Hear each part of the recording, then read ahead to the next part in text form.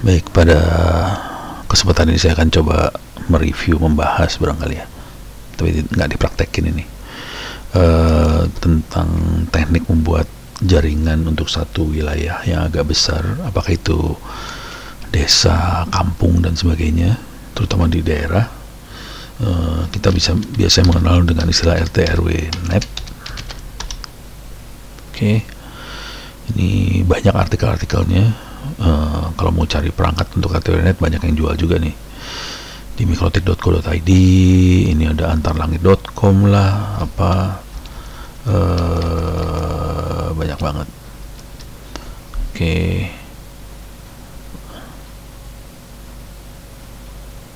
ini ada jual paket RT RW net 30 km 200 user Kabupaten Tuban, buset. Ini harganya sekian, dikasih tahu harganya nih. Jadi ini moka.id, banyak banget sih. Kalau nyari artikel tinggal di googling aja RT RW net banyak. Oke, kita bisa lihat di sini sih sebenarnya di wiki saya onocenter.id/wiki. Di sini ada internet wireless. Nah, sebenarnya dasarnya yang ini, wireless internet berbasis wifi. Asal muasalnya dari yang sini sih sebenarnya, asal muasalnya. Cuman ini kecepatannya rendah, kita pakai walkie talkie, pakai HT, jadi kecepatannya cuma 1,2 kbps kira-kira kalau yang ini. Terus kita kembangkan ke yang sini. Ilmu yang ada kuasa, yang perlu dikuasain kira-kira ada di bawah sini. Oke. Bukunya ada, ini buku-bukunya. Kalau lihat bukunya udah, tahun bukunya udah parah banget sih, hampir berapa? 15 tahun yang lalu. Tapi buku yang paling bagus yang ini nih, Wireless Networking for Developing World. Ini yang paling bagus yang ini sih sebenarnya. Anda bisa download yang ini. Yang ini bisa di-download nih. Kalau yang ini nggak tahu masih hidup atau enggak nih. Ini kayaknya nggak hidup deh. Udah meninggal mesinnya ini kayaknya. Wah, sudah meninggal. Telkomspiri.com sudah tewas, almarhum. Ini dibuang aja dah. Ini udah nggak recommended. Kalau yang bawahnya oke. Yang ini oke.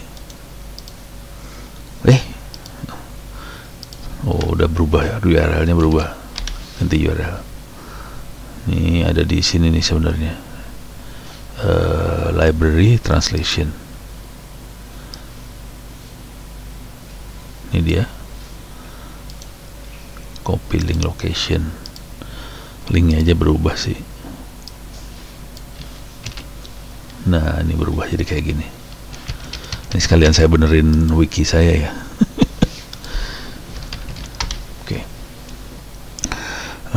Silakan di-download ini. Nah, ini di-download, diambil. Ini buku yang paling bagus sih sebenarnya.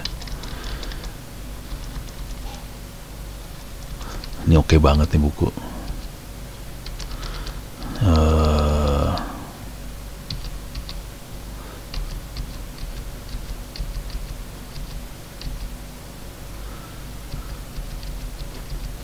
Ini kebetulan yang menerjemahkan saya nih sebenarnya. Ini saya terjemahkan supaya bangsa ini bisa inilah baca-baca. Jadi saran saya ambil buku ini. Oke. Ini di wiki saya tulis semua juga, apa yang ada di buku ini saya pindahkan juga ke wiki. Jadi Anda bisa baca di wiki, bisa baca di buku. Kalau mau enak buku sih sebenarnya. Oke. Sekarang kita lihat ilmu secara umumnya. Jadi ilmu banyaknya sih sebenarnya yang ini, terutama untuk, karena kita mau murah meriah, kita pasti pakai wifi, pakai wireless. Jadi urusan antena, desain jaringan wifi berbasis, terus site survei, terus sisanya ini mulai pendukung semua nih bangsanya. Keamanan jaringan, backbone, tower, hotspot, ini mendukung. Tapi yang inti gedenya yang terutama daerah sini. Ini yang inti utamanya. Yang paling fatal adalah dua ini, gitu ya. Desain jaringan wireless berbasis Wi-Fi dan site survey. Ini lumayan fatal dua ini. Oke. Secara umum kalau konsep dasarnya sih cuman radio itu apa segala macam, nggak, ya baca-baca aja lah bagian yang itu. Antena penting di sini.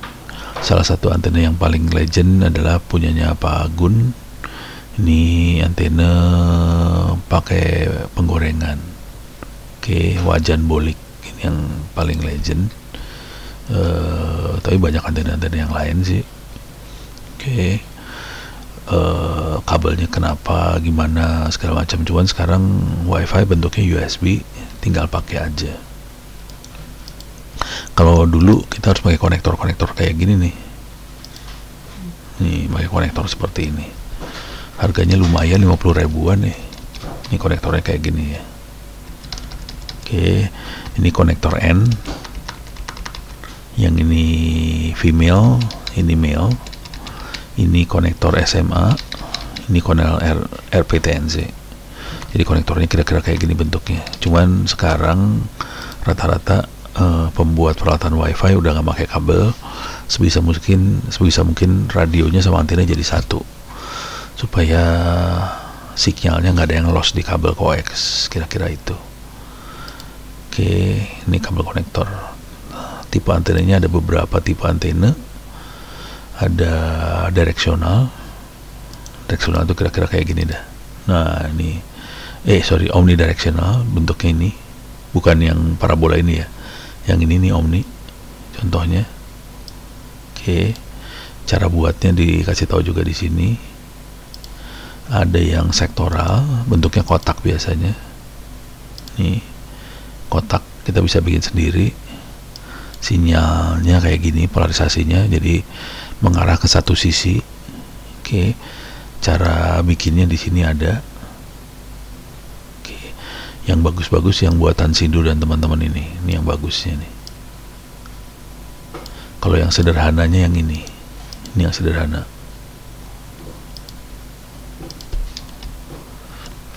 Bentuknya kayak gini, panjang kakinya, lambdanya 123 mm, 12,5. Ini kalau dipasang kira-kira kayak gini.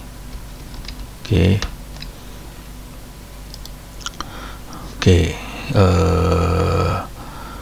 itu sektoral, pola radiasinya yang ini. Nah, satu lagi adalah antena pengarah direksional. Ini contohnya antena wajan penggorengan, ini ngarah dia. Pola radiasinya seperti ini kira-kira. Jadi dia ngarah ke satu sisi aja.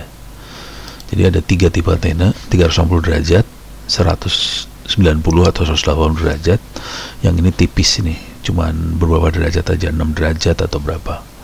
Ininya lebar radiasinya dia. Jadi ini tipis, jaraknya paling jauh. Ini jaraknya paling pendek, tapi 360. Ini jaraknya di antara dua ini, tapi setengah lingkaran jaraknya biasanya. Jadi kalau makin jauh makin kita fokuskan sinyalnya ke sini, gitu. Itu tipe antena. Oke, kapan penggunaannya? Ini dua biasanya dipakai di pusatnya, dipakai yang dua ini. Kalau mau jaraknya agak jauh pakai yang sektoral, kalau jaraknya pendek pakai yang omni, kira-kira gitu. Di sisi pelanggan kita pakai direksional semua, rata-rata ngarah ke pusat aja. Ini di klien. Akses point atau di pusatnya kita pakai dua ini. Rata-rata kita pakai yang benernya sih pakai yang sektoral sih, gitu. Jadi kira-kira bentuk antenanya seperti itu. Ya, delete dah. Oke, balik lagi ya. Kita harus nyari nih, mana tadi? Internet wireless, Wi-Fi. Oke. Nah, sebelum kita melakukan instalasi kita perlu lakukan site survey. Jadi orang sering nanya, Pono, saya bisa nyambungin nggak ke Wi-Fi di sebelah sana? La ilaha illallah, ya nggak bisa jawab saya. Kita harus lakukan site survey. Saya survei itu kita mau ngecek, intinya ngecek aja kira-kira bisa nyambung nggak sih, ada halangannya apa aja. Jadi kita seringkali pada zaman dulu kala kita pakai GPS, pada zaman dulu kala ini kalau nggak salah pakai GPS saya nih dulu nih, ini GPS yang saya pakai, ini GPS saya pakai beneran nih. Udah hancur GPS-nya, udah nggak bisa dipakai, sekarang udah rusak, bisa rusak juga GPS ternyata.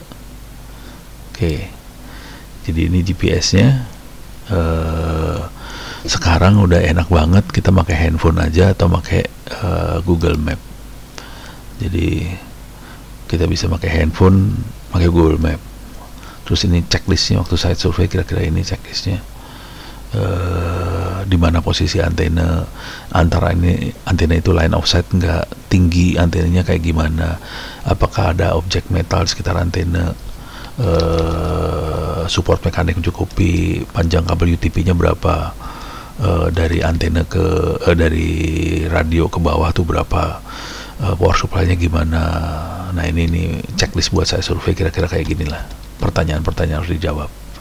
Oke, dicatat aja, terus kita lihat. Jadi ini harus dikerjakan juga. Terus ini perangkat yang buat saya survei, ini yang serius. Ini yang serius. Cuman kalau kita sekarang sih udah enak, kita pakai handphone sih, rata-rata handphone aja, pakai handphone. Kalau mau ngelihat secara ini, kita perlu ini sih, secara visual bisa nggak ngelihat ke ujung sebelah sana, pakai teleskop atau kayak keran, kelihatan apa enggak. Kalau kelihatan syukur, kalau nggak kelihatan masalah gitu.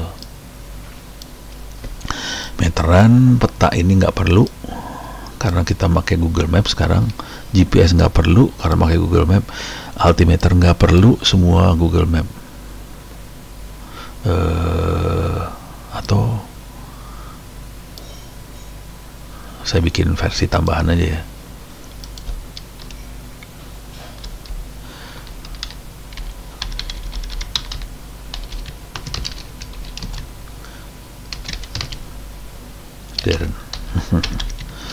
Yang dibutuhkan tangga tetap butuh ya, ini tangga butuh, smartphone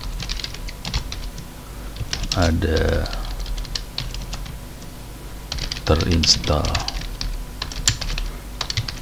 Google Maps, GPS di dalamnya. Oke.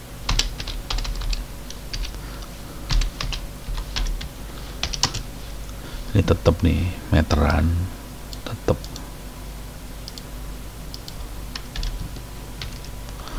laptop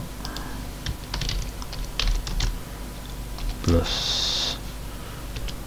dongle USB WiFi tetap dibutuhkan.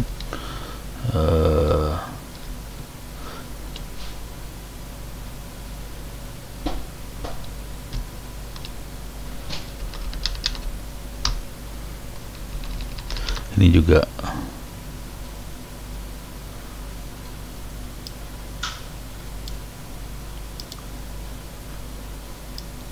ini butuh juga nih tetap.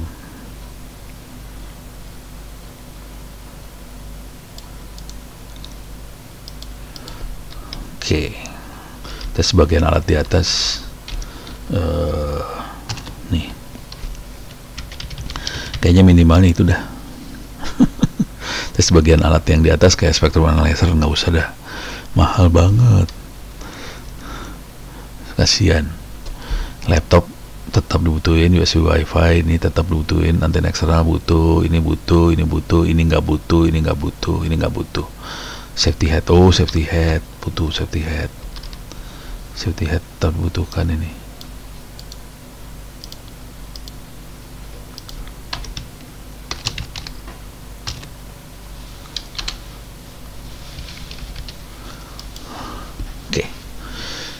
Jadi kira-kira sekarang lebih sederhana alatnya daripada yang zaman dulu.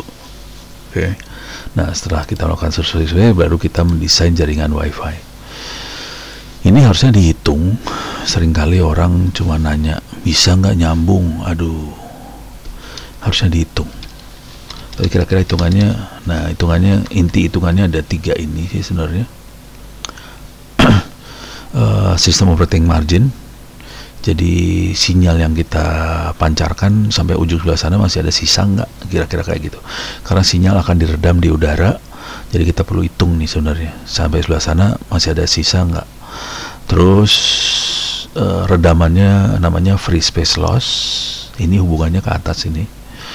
Nah, waktu sinyal di udara terbang, ini kan ada gangguannya seberapa tinggi sinyal itu dari gangguan gitu. Jadi kita ini buat ngukur ketinggian antena nih, Fresnel zone clearance ini buat ngukur ketinggian antena. Jadi yang kita hitung nggak banyak sih sebenarnya. Oke, kita lihat satu-satu ya. Yang paling gampang ini dulu, free space loss. Rumusnya kira-kira gini. Jadi sinyal akan teredam berapa dB tergantung frekuensi dan jarak. Jadi frekuensi berapa, jarak berapa, redamannya berapa, kita akan tahu dari sini nih. Ini rumusnya kira-kira gini, gitu ya. Nggak usah khawatir, intinya aja, pokoknya ada frekuensi, jarak, kita punya redaman. Ini rumusnya udah saya taruh semua di file, bisa diambil filenya. Nggak dikasih tahu ya, ngambil. Ini dia.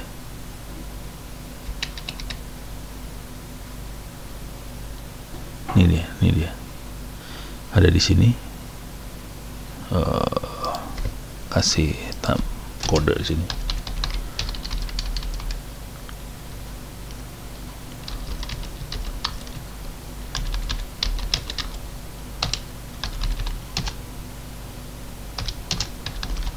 Recommended. Atau ini saya taruh di atas saja ya. Ini saya dobelin di atas.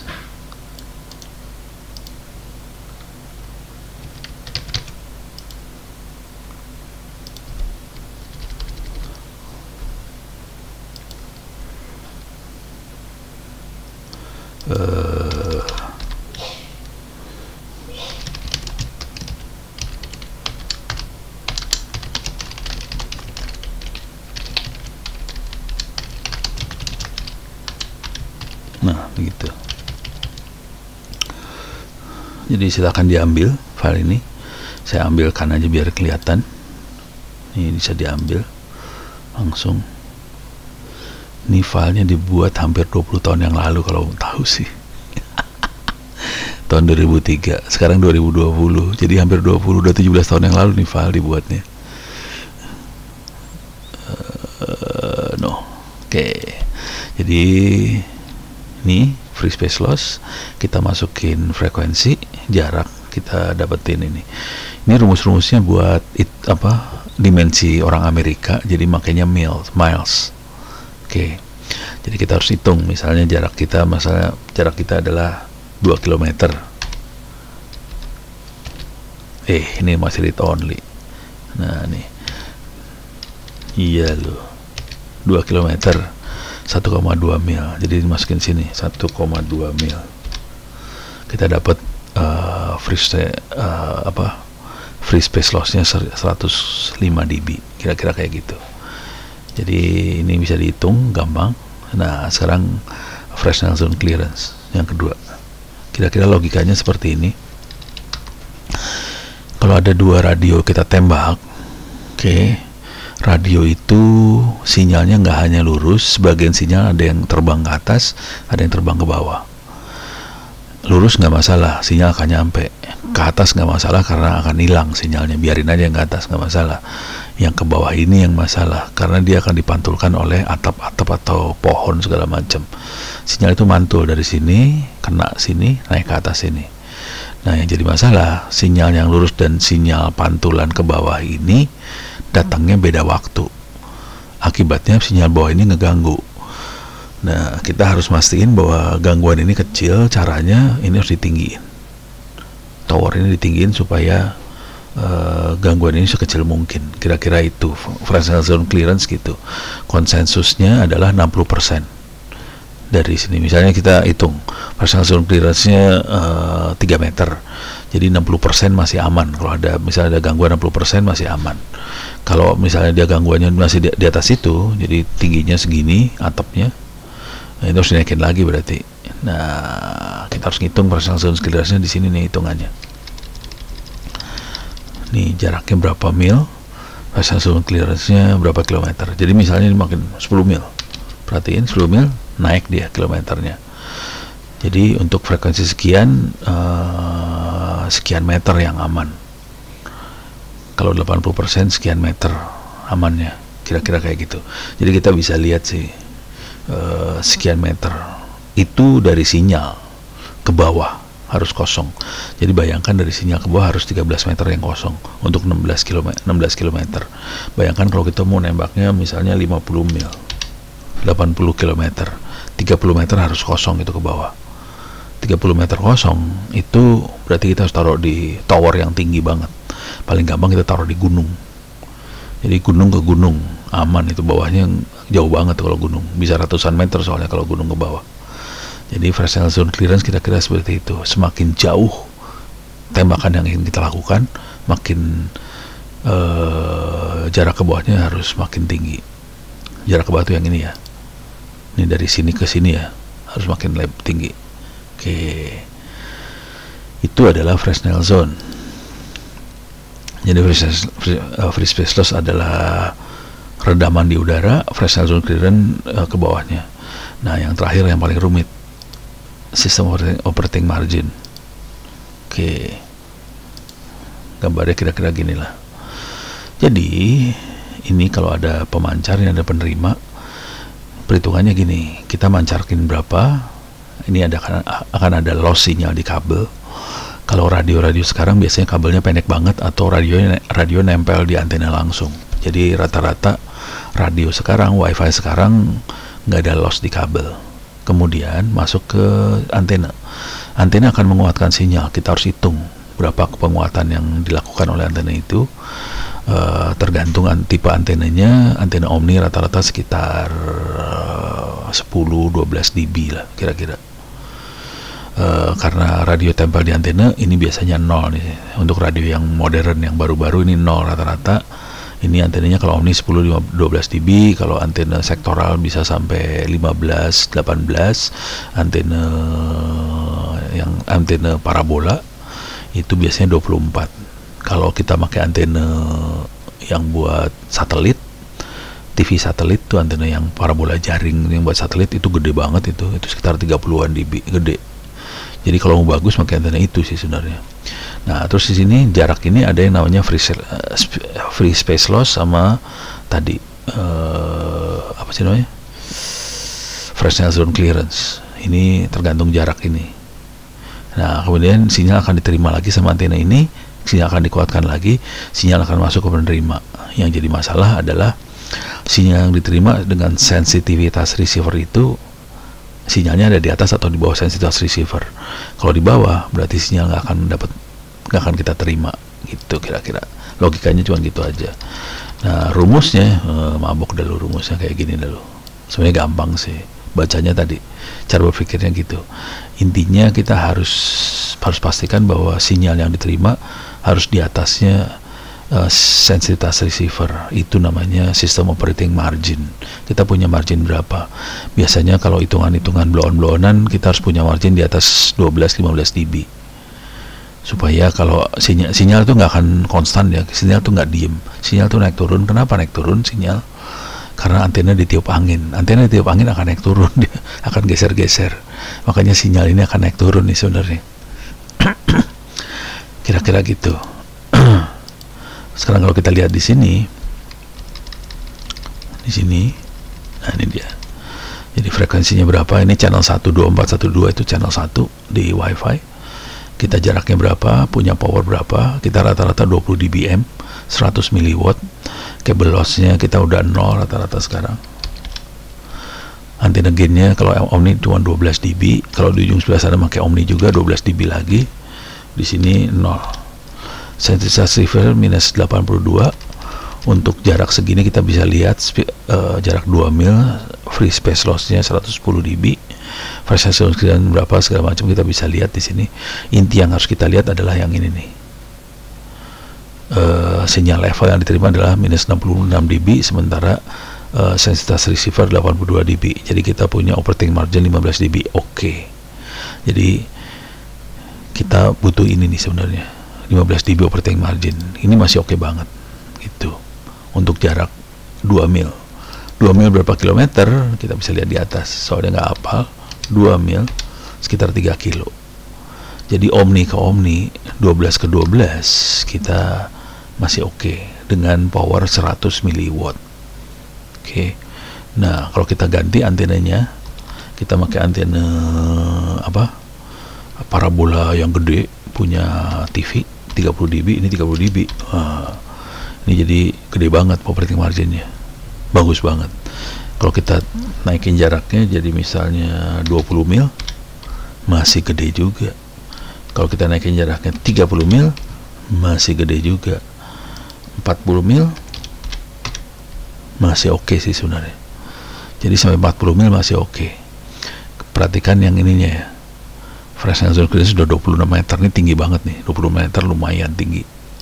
Nah, yang jadi seru adalah 40 mil berapa kilometer? 40 mil 40 feet.